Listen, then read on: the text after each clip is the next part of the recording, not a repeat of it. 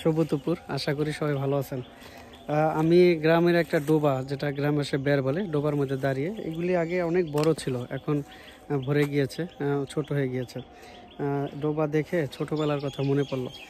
ছোটবেলায় এই ডোবা বের সেচতাম, তারপরে সুপারি গাছের সুপারি পাড়তাম, নারকেল গাছের নারকেল পাড়তাম, তারপরে তাল গাছের তাল পেড়ে খেতাম, এগুলি করতাম। কিন্তু ডোবা এসে একটা কথা মনে পড়ে গেল, সেটা হচ্ছে চাস্তো ভাইরা মিলে এই ডোবা সেচতাম। কিন্তু ওই ডোবা সেচার জন্য টিনের জেল ছিল, টিনের জেল দিয়ে এই পানি সেচতাম। কিন্তু এটা অনেক কঠিন কাজ ছিল, একটু কষ্টের কাজ ছিল, ওইটা আসলে আমি পারতাম না। চাস্তো ভাইরা আমাকে দাদার উত্তরসূরি হিসেবে বলেন, ওয়ারিশ হিসেবে বলেন, আমাকে হয়তো এই সেচার ভাগে নিত, কিন্তু একটু অনীহা ছিল বা অবহেলা ছিল যে আমি আসলে সেচতে পারি না। আবার যেমন ধরেন সুপারি গাছে সুপারি পাড়ার ক্ষেত্রে আমি গাছে উঠতে পারতাম না। আমি কি করতাম, যেহেতু আমাকে ভাগে নিয়েছে, আমি চেষ্টা করতাম যে দেখো, আমি শুধু ওয়ারিশ সূত্রে ভাগিদার না, আমি কিছু একটা পারি। আমি সেজন্য দেখা গেছে যে সুপারি গাছে উঠতে গেলে আমি যেহেতু পারতাম না, আমি দড়ি গিয়ে দড়ি নিয়ে আসতাম। দড়ি দিয়ে ওই পায়ে বাঁধিয়ে, মানে বেঁধে আপনার সুপারি গাছে উঠতে হয়, তখন ওই দড়ি বেঁধে দিতাম যে নাও এখন সুপারি গাছে উঠে, একটু সহজ করে দিতাম।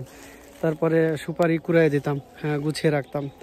আর ডোবা সেচার ক্ষেত্রে যেটা করতাম, যেহেতু আমি জেল দিয়ে পানি সেচতে পারি না, সেহেতু আমি বাদ দেওয়ার কাজে সহযোগিতা করতাম।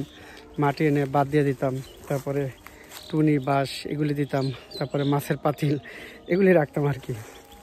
তো এগুলা তাদের কাছে মনে হতো সহজ কাজ, সবাই পারে। গ্রামে যারা গাছে উঠতে পারে, তারা জেল দিয়ে মাছ ধরতে পারে, তাল গাছ উঠতে পারে, নারিকেল গাছ উঠতে পারে, তারা একটা বীরত্বের ব্যাপার, বাচ্চাদের ভিতরে একটা বীরত্বের ব্যাপার ছিল, ওটা আসলে আমি পারতাম না।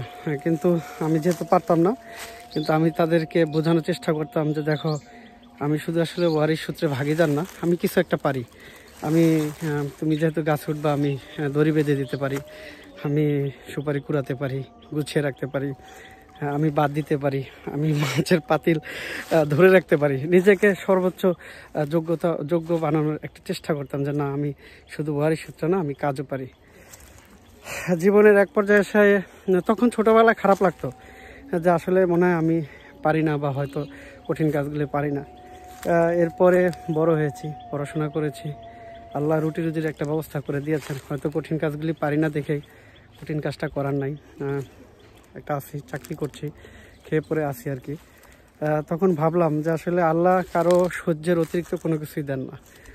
এত কঠিন কাজ হয়তো পারিনি দেখেই হয়তো আল্লাহ সেটা করার নেই আমাকে দিয়ে। যেটা আমি পারি, যেটা আমি ভালো, আল্লাহ সেটা হয়তো আমাকে দিয়ে করাচ্ছেন। তবে এটার সাথে এটাও মনে হয় যে চাকরি শুরুতে অনেক চাকরির চেষ্টা করেছি, আমি জানি না কোথায় পর্যন্ত আমি ভালো ছিলাম, অনেক চেষ্টাই আমি করেছি, মানে চেষ্টার কোনো ত্রুটি রাখি নাই। এই জন্যই মনে হয় যে আমাদের চেষ্টাটা থাকা উচিত, এবং সৃষ্টিকর্তা চেষ্টাটাও দেখেন এবং তার ক্যাপাসিটিটাও দেখেন। যে যতটুকু ক্যাপাসিটি সম্পন্ন, তাকে ততটুকুই দেন। ভালো থাকবেন সবাই, আল্লাহ হাফেজ।